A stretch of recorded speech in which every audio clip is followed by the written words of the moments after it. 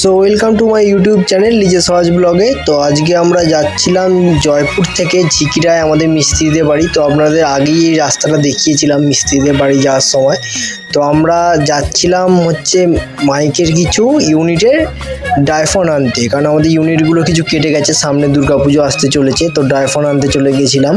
তো দেখলাম পুরো রাস্তাটা বন্যায় ডুবে গেছে, কোথাও এক হাঁটু কোথাও এক বুক জল। সেই জন্য আমরা আর বাইক নিয়ে গেলাম না, কিছুটা রাস্তা পায়ে হেঁটেই গেলাম, তারপর আবার ব্যাকে ফিরে চলে এলাম। তো আপনাদের দেখাই কীরকম রাস্তাটা, ভিউটা দেখাই, ডুবে গেছে পুরো চারিপাশটা, এরকম বিচ্ছিরি অবস্থা হয়ে গেছে। তো আপনারাও যদি ডায়ফোন নিজেরাই চেঞ্জ করতে পারবেন, তো আপনারা যদি চান যে ডায়ফোন কীভাবে নিজেরা চেঞ্জ করবেন, তো সেই ভিডিওটার জন্য আপনারা কমেন্ট বক্সে লিখবেন, আমি নেক্সট ভিডিওতে আপনাদের দেখিয়ে দেবো কীভাবে নিজেরাই আপনারা ডায়ফোন কিনে নিয়ে এসে মার্কেট থেকে চেঞ্জ করতে পারবেন।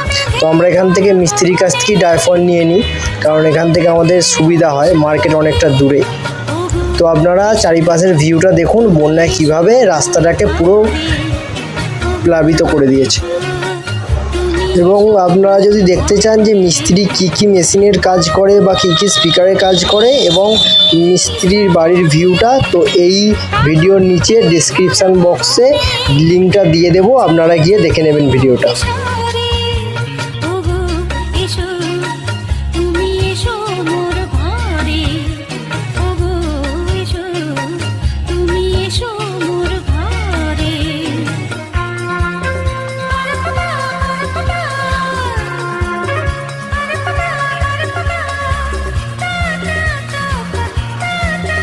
তো দেখুন বন্ধুরা, এখানে পিচ রাস্তার উপরে কেমন প্রচণ্ড স্রোত বইছে।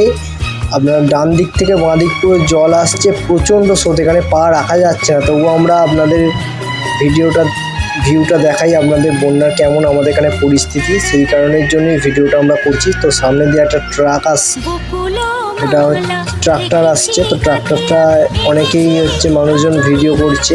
তো দেখুন আপনারা সামনে কেমন প্রচণ্ড স্রোত বয়ে যাচ্ছে।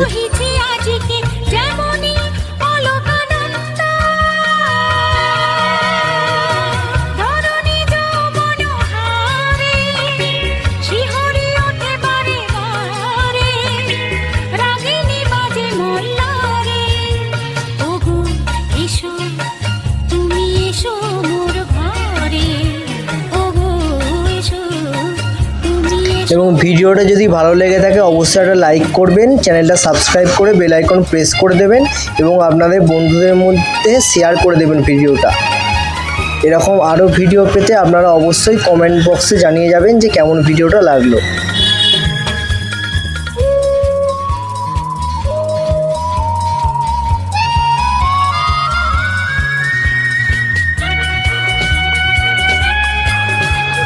এখানে এত স্রোত, তো সেই কারণের জন্য সকল মানুষেরাই জুতো খুলে হাতে নিয়ে নিয়েছে, কারণ যদি জুতো পরে এখানে হাঁটে তো বেশিক্ষণ হাঁটা যাবে না, একটু হাঁটলেই পা প্রচণ্ড যন্ত্রণা আরম্ভ হয়ে যাবে।